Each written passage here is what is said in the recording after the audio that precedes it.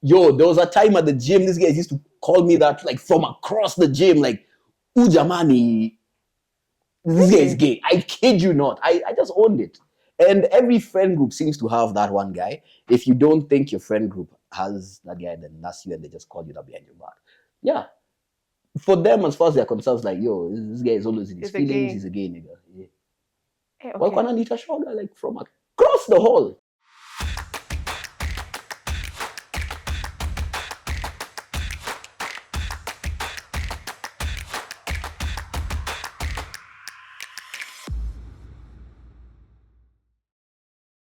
All right, guys, welcome back. It's the crib sheet, and today it is myself, Chim, and Sheila.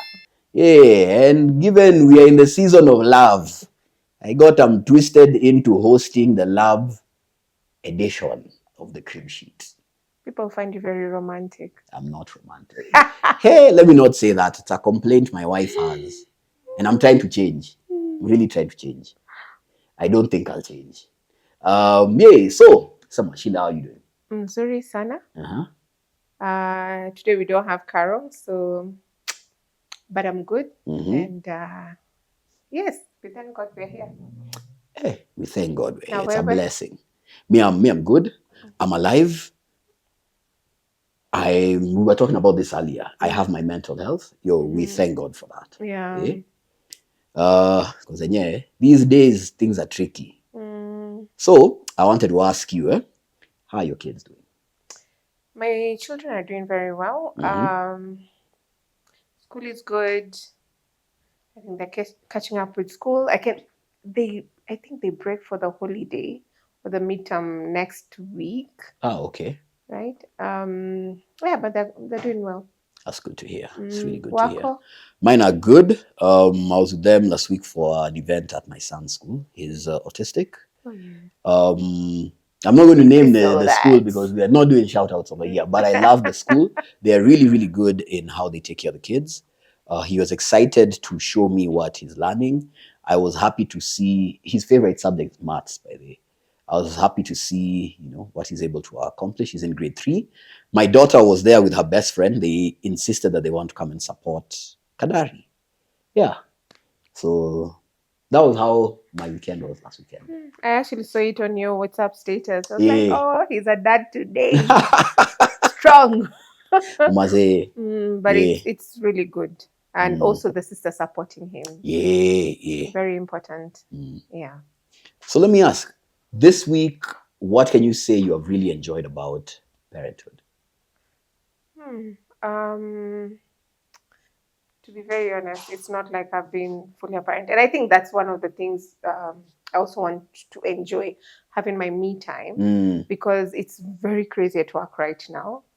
And also the other thing is the children understand what I do, because they check out the paper and see the project I'm working on, and they're like, oh, so this is your art. I'm like, yeah. So that's what keeps me up till late. That's why I always come home a bit late as well. But they get excited just getting to know what exactly I'm doing. Yeah. So in terms of parenting, I think just them to understand why mom is coming home late, or why they went to bed without me is, for me, that's a plus. It's actually pretty dope. Yeah. Mine is still tied to going to my kids' school. And what I really enjoyed about Parenthood was 2 things. Number one, I should say thank you to Siju.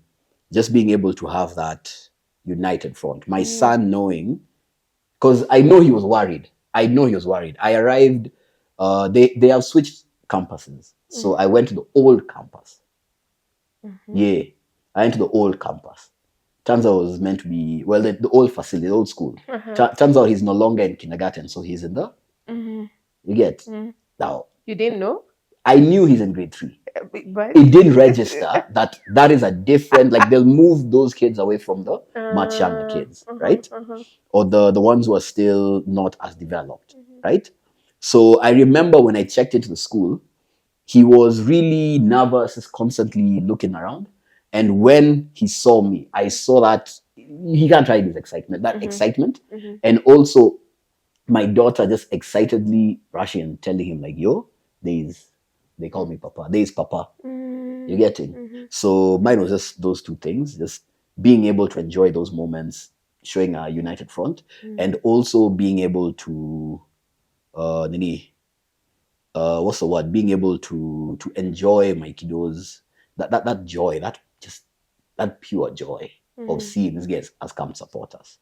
Then going home together, all of us, them telling me, oh, children can talk. Children can talk. 1,001 questions about, what's happening, why are we using this route, how are we going, all that. Yeah. So that's what I really enjoyed about it. Just reminded me the time we had a guest, Sandra, and we kept on asking each other, if there's one thing or one superpower that you'd have, would be to mute the children when you get home, because most of the time they have a million, when you're driving, or when when you want to concentrate or you want to relax, that's when this is the opportunity to talk to them. Because you're driving, you're being asked, why are you doing, why? I'm like, yo, why not this side? Chill. Why turn left, not right? This is not the route we came with. Why are we using this route? That's when they notice the new things in the car. Who got this? When did you buy it? Will you buy me one as well? Very, very true. But we thank God for them. We thank God for them, indeed. So let me ask you. What is a thing that you'd say someone has done or said for you that made you feel loved? Today, I'll actually talk about this week. So a very good friend of mine actually called me this week, and she just told me, because the project I'm actually working on is very time consuming, and it gets very crazy at work. And she called and she told me, I was actually just calling to check up on you, because I know right now you haven't been able to check up on me because you're very busy. I just need to know how you are. And I'm like, I'm good, as in very, very busy. Then she asked me one question: where do you need help? And I just remembered at times when someone calls you and says, when you tell them, as in there's something disturbing, and they ask, what do you want me to do? Where do you need help? What can I do to make it better? For me, those are the simple words that make my day, because you're not expecting me to be the one to call. You've actually decided, let me pick the phone and call Sheila. Number two, you know what I'm going through. And at times, probably there's nothing you can do about it, but where can I help, or how can I support you? And I remember telling her, then please pay and come for the event. She just told me, you know what, as in around that same time, I'm not even going to be around. But what I can do, I'll actually send you money to treat yourself after. Wow. So I think those are the... Yo, Abu guys take ideas. But as in, it's one thing. If I think even with you, at times I just call and ask you, how you okay? Yeah, like, there's a day actually you did that, and I remember I was like, just okay? Because at times they're just those simple things. And funny enough, even Carol, as much as we meet at the podcast, it's always good to just text and say, how are you? How is it going? And it's just those few words that would make you feel loved, that would make you feel very important, that would make you feel that other than yourself, there are other people in your circle who really care about you. And it's very important. So that's one thing that stood out. And Aki, Nelly, thank you very much. It meant a lot. Yeah. Oh, that's dope. Yeah. Nelly, hi. My name is Chim. I want to be your friend. Mine was, I guess, pretty much the opposite. For someone who's usually very, very selfish, this week was selfless, if I do say so myself. Men are very useless at being vulnerable. I have a friend who has really been going through it at work, and I just texted him one morning, not random, like, yo, like, bro, you're gonna win. You will win. It might not be happening as fast as you'd like. True. It might not be happening as excitingly as you like, but you're gonna win. But I know you, and I know you're working towards what you're working towards, and you're gonna win. And the girl was like, "Are you high?" I was like, "What?" It's a men conversation. Like, "Are you high?" I'm like, bro. No. I'm just saying. I care about you. I was like, "I'm gonna call your wife. What is this?" Like, then some homies of mine, I remember telling them, we were discussing the whole mental health issue. Not to be like, I was about to cuss. It wasn't in like a soft, weak way. It was just like discussing what everyone is going through. And I remember telling them, this is something I'd seen when I was reading. And the girl was like, I hope you win even those battles that you're too ashamed to tell us about. I hope you win them. And I told them that. And so usually this is my gym bros, some gym bros, and we usually have eggs after we train. And we sit down. If you're around Ruaka, you've probably seen us on early mornings, just a whole bunch of men seated by a guy selling eggs, looking like we don't have any work to do. And I remember telling them that, and all those guys were like, yo, why are you getting so sentimental? Like, is there something you need to tell us? I'm like, no, guys, I'm in a very good place mentally, but I do know guys right now are really suffering. So I hope you win. Yeah. The next day I went to the gym, I was punished. The next day was leg day. Oh my God, I was punished. Easy my emotions zako, zitoe hapa usitutolee tukikula. Like, but yeah, I was that guy, so checking up on my friends. Hey, I hope you guys felt loved. I know you guys felt loved. 2 questions. How many eggs do you guys eat? Because we had that conversation, I think, the other week with a colleague of mine, and we were discussing some other guy at the office who takes 6 eggs, 6 boiled eggs. So how many do you take? I should show you a breakdown we did with another friend of mine about how much we spend on the whole gym lifestyle. Outside of, so there's paying for the gym, paying for a trainer. So he pays for trainer, I pay for trainer. And his entire budget comes to about 26,000, right?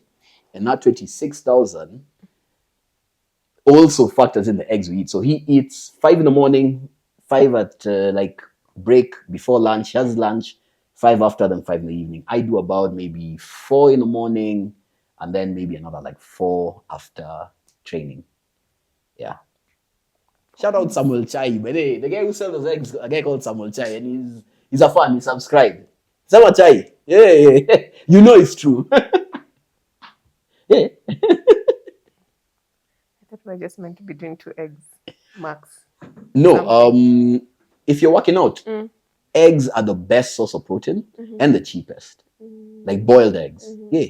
Cheapest and one of the best for your body to utilize. Okay. Yeah. Egg eaters.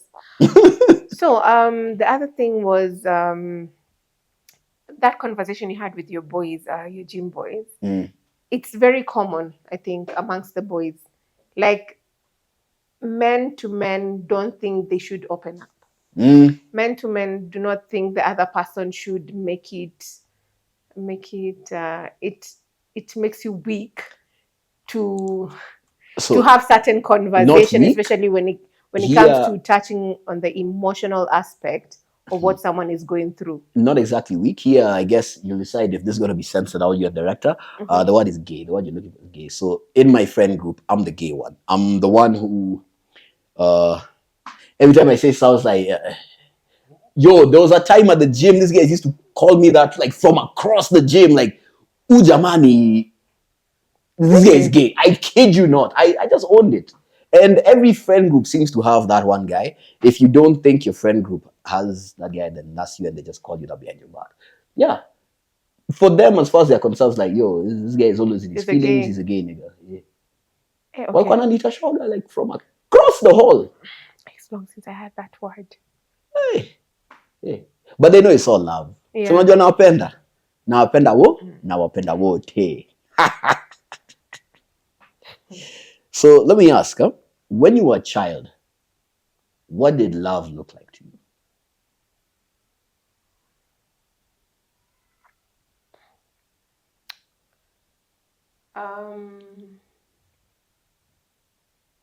I'd say provision. because I think growing up, and that was in the presence of my dad, whatever we wanted, we got. We've never lacked. Then also after my parents splitted, I think that's one of the things my mom has actually, if anything changed, that never changed. So if it meant where we wanted to go to school, what we wanted for school, you guys what were we given an wanted to option. play. Where you going to school? Like where you just said if it meant where you wanted to go to school. No, as in after like sort of high school, like the Okay. things you'd want to do, right? Yeah, yeah. Like I went for French class. Gosh, I totally forgot. But when I said I wanted to go attend some French classes at Alliance, she said yes. When my sister said she wanted to go do some computers, she never used to deny us some stuff. So I think for me as a child, it was more of provision, and that's one thing. Gosh, for me, I'd always give. I'd always give. And when it gets to a point where I give and not really expecting someone to give back, but I'd give because that's how I would show love. But with time now, I came to realize I have to say no. But through and through, it was more of me giving. Me giving stuff would mean I love you. Me buying lunch, me saying, oh, by the way, I'm actually going somewhere. And this is something I always do, even at work. I'd even tell my boys from work, hey, let's go, I'll buy lunch. And it's okay, as in, it just means you're very close, you're in my circle. I would not randomly pick someone and tell them, let's go for lunch, or let me buy you something when it's your birthday. Or I'm big on giving, not really expecting anything in return. But nowadays I learn to say no. So that's also to my children, because the children can be demanding. It's actually really interesting because as you were talking about it, I realized we have that in common. Growing up, we had. So for me, spending on someone is very easy. It doesn't even necessarily mean like anything. Yeah. Also, I just have poor impulse control. So, for example, how I can tell it's because I care about you versus just poor impulse control. I'll be like, yo, I really don't want to drink alone because then maybe guys will say I'm an alcoholic. So let's go buy for you. Go, yeah. So I became that fun friend. But also with my homies, it's always, there's something we always say with my homies. Like, if I call you and tell you, Sheila, let's go out, and you tell me, yo, I don't have, I always ask my homies, like, I didn't ask you if you have. Because I actually was the one who said, let's go. Yeah. And I guess in a way it conveys, I just want your company. I just want to chill with you. We vibe. So, I guess that's one way. Another way for me was time. And the time aspect is really interesting because I never did get a lot of my mother's time growing up. So when my mom would actually make time to spend it with me, that was special. Yeah. So I try to do that with my kids. And the final one is saying it, which again is derived from the first time I ever told my mom I love you, and she said it back, I love you too, was in 2020. And I remember this because we had a very, what's the word? It was a very deep, very, difficult conversations. Yeah. Where she addressed certain things and I addressed certain things and we spoke. And that was the first time I ever said, yo, by the way, I love you. And she was like, I love you too. And I remember I was high as a kite. Oh my God. But I remember tearing up then. But even with my kids, I always tell them, like, there's something I usually do. I'll ask them, yo, who do I love? And my son will point at himself. It's like I teach them always start with you. Who do I love? Me. And then your siblings. So if it's with my daughter, it's me. And then Kadari. And then Yum Yum. And then Mom. Like that. I always tell them, like, yo, I love you. Because I don't want them to grow up with that sort of, because that was something that always used to bother me, that I'd see that with my friends and their families, and it's like, I love you too. And for me, I tell my mom, I love you. And it was almost, I used to joke with guys who knew me back then. I used to joke about it and tell them, like, for us, that's a code word. If I'm in trouble and I tell my mom, I love you, she'll hang up, call me later and be like, is everything okay? Yeah. If I just say, yeah, no, she's like, oh, okay, thank you. and then hung up. Yeah. So I don't want my kids to go. True. But that also made me, a drunk guy who's always, I love you guys, I love you. That's me. That's me. That's me. Probably why they call me what they call me. I think growing up, my mom was very busy, and in terms of spending time and all that, like she'd work. So she's a nurse. I still want to believe she is a nurse because she still takes care of us. So she'd work in shifts. When we go to school, she's probably at home. When we come back, she needs to go to work. Over the weekend, when you're home, she's probably having one off day, and she really want to sleep. Yeah. So we grew up knowing mom is probably working today, so we won't be able to spend time with her. And this is something we always talk about with my sister. We raised ourselves. We got to a certain age where we raised ourselves to a point right now. I think she's really struggling to see how she can have that bond with us, because my sister is okay. I'm okay. As in, as long as you didn't call me to say, hey, how are you? So when you go silent is when you're like, hey, I haven't spoken to you for quite some time. How are you? Or I'll just text and say, how are you doing? If she's unwell, I'll be like, okay, I'll check up on you tomorrow. So I'll check up on her. If she's getting better, I might just forget to. And then the other thing with my brother, I think the two of us talk over the weekend because he's not in the country. So every weekend we need to make sure. If I don't talk to him over the weekend, he probably called me Monday, just like, yo, we didn't catch up. But growing up, we grew up as in together, my sister and I. And then when she went away, then she came back to the country, I think we grew sort of apart. But we know, as in, we need to go see mom, we need to hang out together, but we're two different people. And most of the time, even in schools, people never used to know we're sisters. Okay. But I'm like, as in, sisi tuko pamoja, hata tukinyamaziana, we're still together. I love you. I always ask people, there's a difference between me saying, I love you, and there's a difference me saying, Chim, I love you, or I love you, Chim. Is there a difference? Yeah. Okay, so what's the difference? For me. So I love you. I don't own it. You have to call it out that I love you, Sheila. You can. I'm not an object. You make it personal. Yeah, make it personal, because the other one just sounds like a statement. You see, guys, I ain't gay. Like I love your homies, man. I love your. I ain't gay. I don't own it. So. Okay, I'm just saying. When you go home today, just say, I love you. How do you usually? And that's one thing I always tell the children. Sorry? How do you usually? Oh, you tell that you teach your children that. Yeah, I always tell them there's a difference. And one thing, I still say I love you, but as in it's a conversation, I'd probably touch them and say, I love you. As in it's you I'm talking to. Rather than we're just sitting and I say, I love you, I love you. Oh no, for me when I do that, I'm very hands with my kids. So I'll be holding their faces, bumping foreheads. No, I'm also saying it with the friends. Okay, no, you rarely do. But personally, I always say, like randomly, I'd call my friends and like, I actually do love you, right? Like I really do love you. And then there are times I'd say, Carol, I love you. Or I love you, Carol. Or I love you too, especially when we're in a group. Yo, like, because I feel you need to own it and know who you're addressing to. Because it makes it more special. Now that we're even so saying I love you, I'd look at you and like, oh. But when you say I love you, Sheila, or Sheila, I love you, it comes from deep, and I own that message, and I'll be able to now easily respond. I guess that's why most of us don't even respond, because I don't know if it was meant for me. How many people have you actually told I love you? Not many, actually. Oh God, I tell my homies that more than I tell females. Huh. Yeah. Just a thought.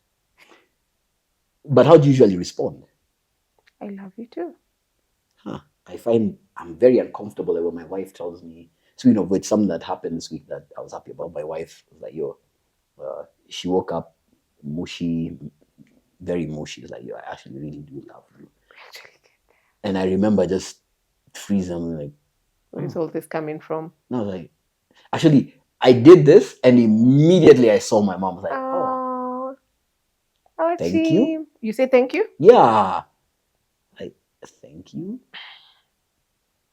And immediately at the back of my mind, I was like, this is my mother. Like, this is my mother through me. You know, I honestly don't know how to respond to that, except like when it's the kids, because I believe it's love is it comes from a position of authority.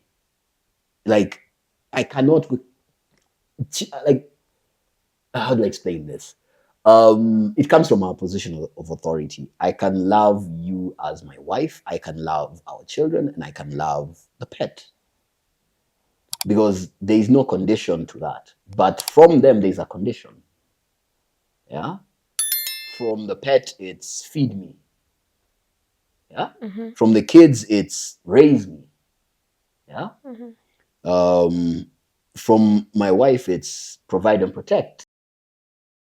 The phone, We as decided to soak in the sun. Did we decide, or KPLC decided? They KPLC made the executive decided. decision. But this is a good Alternative. It yeah. really, really Yeah. is. Shout out to Sid for thinking on his feet and saving the day. Yeah. Maze.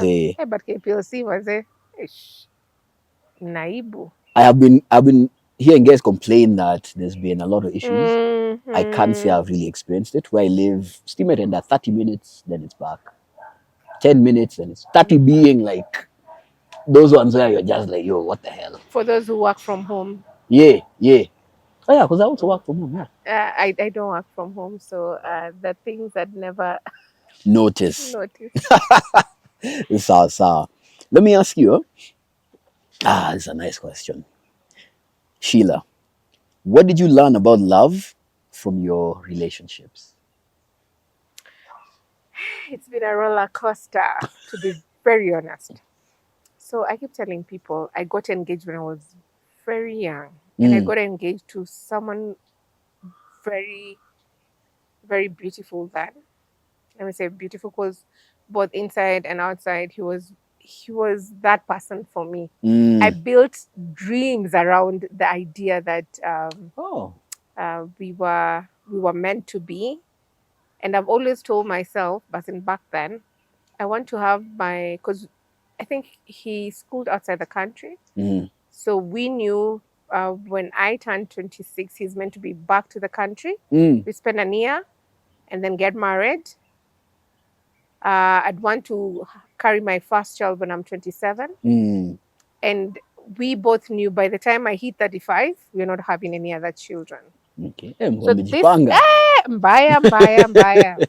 So with this idea, I carried it through and through, even when we broke it off, because I think we were together for close to 4.5 years. And then when we broke it off, I decided I'll still do the same. And until to date, that's the thing.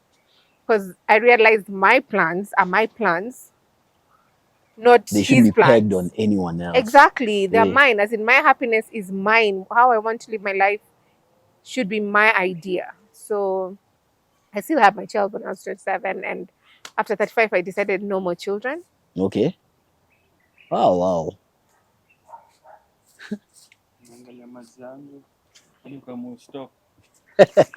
To make it easier to edit. So, on my end, what have I learned about love? I will say this. Actually, I haven't said what I learned about. Sorry. Relax. Today you have a story. So, what I've learned about love is a beautiful thing.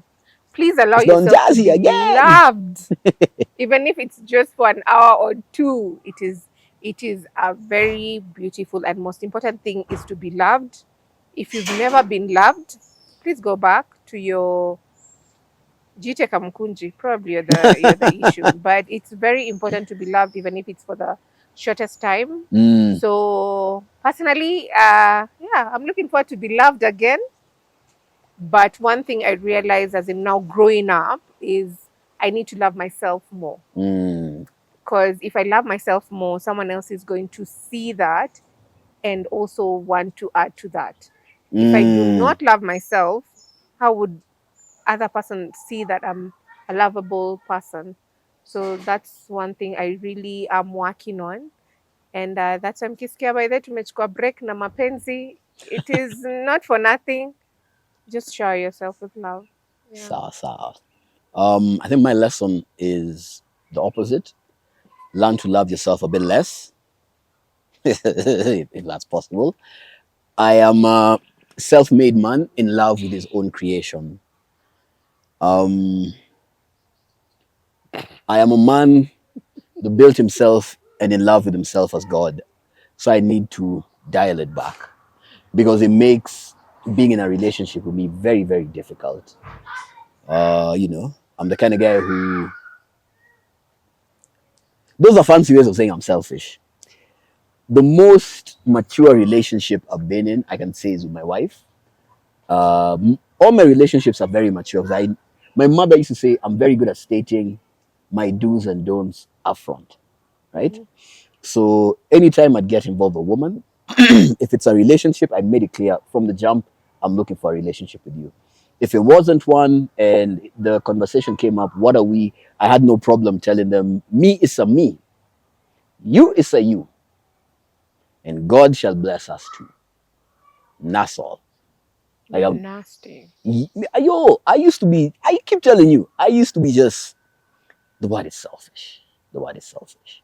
So I've learned through my journey of relationships to be less selfish.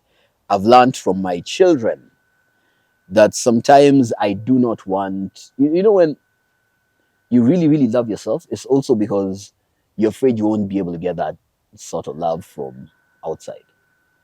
And then you get kids and you realize your kids actually just, they love you. You're a blank slate and they love you for who you are. Mm-hmm. And I had to take a step back and kind of go like, oh, so I am literally, let's get deep. I am worth loving. I am worth actually investing in. Mm-hmm. So I don't have to protect myself by saying, I'm going to be all the love I need. Mm-hmm. Right? Mm-hmm. Who knew? Would your kids love you? Okay, that's not even your question. I'll ask your kids the next time they're around. If they knew who I used to be? No, as in the guy you are right now. Yeah, they love me. They would, right? They love me, yeah. But they've found a very, like, as they come into cognizance, they have found a Chim who has actually done a lot of work on himself. Would they love who I used to be? Nah. Tricky. Especially your daughter. Gosh. Tricky. Tricky. Yeah. But I think there's one thing I also find very important: understanding where we are, especially when as two people come together to love each other. There's a guy I used to date, and because of the busy schedule we both had, we'd only meet on Fridays. We'd meet on Fridays, spend time together that Friday, and because I had children and they're a bit small, I'd go back home Saturday. But I remember there's one time he said one statement, I was like, oh my God. But Monday through Thursday, we check up on each other. And at times I used to get stuck because we are in the same industry. He'd ask like, maybe you can come over. I'm like, no, because I don't have time. Or he'd come and we'd sit somewhere and just work on it. Or at times when he's stuck as well, he'd reach out. So we used to support each other. Then Friday, if it was about meeting together, as in just spending time together, that was all Fridays. Like I didn't even have to ask, are you available? Because automatically he was meant to be available. So that was the type of relationship we had until one time he told me, so I was leaving his place on Saturday and he said, why do I always feel like I'm dating a whole? Gosh. Anyway, so the reason I know someone else who said, I know someone who was to ask the same question by a guy. So, and this person is also a single mother. Yeah, but as in, we have to go home. And at times, I can't afford, my kids are so small. and as long as your kids are below 5 years, they don't understand why you didn't sleep on your bed, right? Yeah. So I was like, but this thing we already discussed. I spent time with you on Friday. I have to go home on Saturday. And he said, my neighbors probably don't even think I have a chile. But I do. And as in we have been together for quite some time. Please note it's been in and out for close to 3 years. And also my neighbors never knew I was dating. I think by the time you even notice I am dating is Nimiti Hani. So when he said that, I asked him, why do you feel like that? And he said, we only meet on Friday and you have to leave on Saturday very early. It's like I slept with you and immediately you left. Just that I don't pay you, but You that's feel how that it it should be feels. transactional, but without the transacting aspect. Exactly. And I asked him, Monday through Thursday, what do you want me to do? I can come stay with you and then leave my kids. I can say, let's meet for a couple of hours, then I need to go home. But then the kids still need me, as in, after work, that's their time. And my children were so small. So when you're a single mom and your children are very young, it is very hard to date, especially if you're a mom who's very attention to details in how your kids are Even you're growing, involved, yeah. and you're super involved in what. And by then my Nathan was a bit older, so he was in school. I needed to check the homework and sign his diary. It got to a point I was like, you know what, it's never that serious. I think you can find someone better. And that's how we officially broke it off. I don't Because think I don't want to make you feel like that. And here I'm invested. I don't think I've Well, ever asked I felt I Siju was about her invested. experience. Yeah, by the way, I don't think I've ever asked Siju about her experience with dating when the kids were much younger. And I think that's a conversation I'll have with her. I also think I should have the ladies just Yes. breaking it down, Yes. because it's very hard to find love when the kids are very young. And the other thing is, you also don't want to bring the man in the house for the kids to meet that particular man, because you don't even know if You you're know going you're a to good be mom. there together. Me, I knew a babe. She used to give a kiddo piriton and Uyo by then is special. some other things. That's why I could hate. Before you judge me, I did not know that was what was happening. I just, until my homie asked me one day, bro, you know this chicken, the kid is always asleep when you're around. Oh wait, you used to go to her place, Yeah, I'm not bringing her to my and you'd digs. never. I'm not bringing her to my digs. Listen, Okay, Aki, you know some yourself. places, some places that you go, you don't want your friends to know you go. Some people that you interact with, you might not necessarily want other people to be able to attach them to you. And she was married, but should I say married? She's a single mother, engaged. She found a guy who really loved her and wanted to, make an honest woman of her. And I think she fell for me. And I ain't shit. Until one of these days, my homie just asked me, bro, why is this child always asleep when you're around? That's when I was like, I said, I don't have to interact with the child. Like, the child's always asleep. She's always asleep. Huh. And then I talked to the guy knew me, and I remember they actually had a fight. Oh my god, stories you could tell. Once they had a fight about it. They once had a fight about it, and that's how a lot of things came to light about how she was giving the kid pills, sleeping pills, to put her to bed, so we could enjoy the afternoon. I don't think, even as a single mom, the men should come to the house, especially if the kids are around. Unless it's someone you see your future with and you've been together for quite some time, which I doubt if you are with her. I was going to say, do you know how damaged you have to be to see the man I used to be and decide this is someone that you want to have around your home? Because I clearly didn't respect the home or the matrimonial bed or the kitchen or several other places. You'd have to be damaged to think this is a guy I want around my child. But the child, to her credit, we never did interact. I never interacted with the child, to her credit. She kept But the those two baby was always worlds. asleep. But she kept those two worlds separate. Mm-hmm. Yeah. I'm telling you, I could tell you guys stories. We should do not really a Q&A, like just a series of just truths, just telling stories. Mm-hmm. Yeah. And it's also why, on a serious note, I tell guys not to date single mothers. And the reason I tell guys not to date single mothers is I'm a practical man. A lot of men go in thinking of sex. And I use who I used to be as a yardstick. And the truth is, whether or not we like it, most men see single mothers as an easy target. And if you're allowing someone like who I used to be around you, I guarantee you there's no respect. Mm-hmm. Also, not a lot of men actually pay attention to what will it take for me to date a single mother. What will that take? I can't be getting upset that you have to go back to your children. I can't. I can't do Valid. that. I can't be getting upset that you put your children first, because let's face it, guys.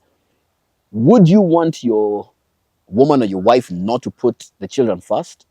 No. Mm-mm. Would you want your sister not to put her children first in preference of a guy she's dating, not yet married to, but dating? You wouldn't want that. That's a very complex conversation we have stumbled into. Mm-hmm. It's a very, very complex one, but I'm very pragmatic because I also know the damage I have done to other people. Mm-hmm. We were talking about this. Like I told you, I did the whole apology to, and this guy and I, the guy who I spoke of previously, and I right now, while we're not friends, we are at least amicable. I apologized. We lay down the hatchets. Well, I didn't have a hatchet. He wanted to kill me, but we spoke, and I apologized, and not making an excuse like I didn't know because I knew. It's just, bro, forgive me. There's not much I can tell you other than forgive me. Should you be willing to give me that forgiveness? Fantastic. If you're unwilling to give me that forgiveness, all I can do is get out of your hair and stay out of your hair. And they were married for, I think, 3 years. And then, I think we all know that one imploded. I think single women deserve to be loved, but we should first respect ourselves, and Yes. then identify the men when you're ready who should come and see the children, because that way you get to spend so much time with them. Yes. When you think you're ready to bring them into your space. And this was a conversation we were having with Carol some time back, and we said some they never even they knew we had kids, but they never saw the kids. A good example is the guy I dated for 3 years on and off. When we were parting ways, one he said, and I remember one he said, "Oh, are you able to consider having another child with me?" I was like, "No, because that wasn't my plan. That is not my plan. That's not going to be my plan anytime soon." You know why I respect you? I respect you because you remind me of my mother. You don't suffer bullshit. You don't suffer But bullshit. Tim, you know how old I am, right? Yeah, but to be. You do know that's a very rare quality. I'm sorry I interrupted you. I'm sorry. It's, I just wanted you to know that. Let me give you your bouquet. Thank you. But then again, it is not, because once the kids grow up, you get to have so much time for yourself. So much time to meet a good man. So much time to say you're going to, because nowadays I tell my kids, I will be late because I have to go somewhere and I'll be coming late. Please don't wait up for me. So that's the sort of conversation we have. I'm going out of town. I will not be able to be with you this weekend. So they know on Friday, mom is not expected back until probably on Sunday. So those are the conversation we have. So it is good enough to give the kids some time to grow, build that bond and that relationship with your children. Because imagine, those men are always going to be there. Yes. Even the one we feel is the best person too. When the kids, I always say, if a man does not respect you enough to know you need to spend time with your children, that's already a red flag. Yeah. That's already a red flag. So being loved, yes, I have been loved when the kids are small, but I've always said I will not go down to that level or the needs of that man at the expense of my children. So I think it's always been in and out, especially with the twins, in and out. With my first son, I think I started dated way later because I was still with the dad. But love is a beautiful thing, and I have experienced it with so many people, from my friends, from the people who actually love me in a special way, from my family and relatives, those who love me and they don't think I'm here to. I don't know. I guess this is as good a point to sign off. Mm-hmm. But before I do, I will say this. I want to give someone who has popped into my mind his credit. He mentors me in business with a friend. His name is Roy Kimani. And the reason I want to give him a shout out is he taught me something. He told me, bro, why would you revel in visiting destruction on people, in visiting chaos on people? And that helped me change how I view love, relationships, and dating. It's not war, it's not a conquest. It's not I'm here to it's not like like colonialism. I'm here to extract as much as I can from you, and damned be the consequences. Right? You can still be you can still be a player and not wreak havoc. Right? You can still be a player and be a gentleman. You can still be I'm not saying I'm a player. I'm not saying I'm a player. I'm just saying, because my wife will see this here. Reformed. Yeah. Yeah, I'm reformed. But he just told me like Zolani. These two men really held me to account where it's like, why do you like sowing havoc? Why? Stop damaging our women. Like, you leave women with so much character development that by the time they land in the hands of good men, they can't even recognize a good man. They can't even recognize a stable relationship, or they are so damaged, the stability of that relationship is boring. Right? And I remember just going like, I don't want that to be my legacy. You know? I don't want to be known as a guy who, when guys see me with my wife, it's almost like they're pitying her because they're like, we know what's in store. Yeah. You're getting? Yeah, so for me, that's ultimately what I took away from love and relationships, even just as a single father. What about you? I'd love to know what's your plan for Valentine's. Real bad man. We don't celebrate Valentine's. Real bad man. Man, a bad man. So Valentine's is when? Wednesday. Yeah. Shoulders Wednesday, and right, Sid? yeah, shoulders and I believe biceps. That's the plan. Okay. That's the plan. I don't plan to. I actually don't celebrate Valentine's because I And you're believe shocked at me. you need to send me flowers any day. Please send me gifts any day. And but I want to wish our viewers a happy Valentine's. Take a risk to get loved, to be loved, and to love someone, right? Yeah. Also, I hope this is an episode that we have earned your subscription.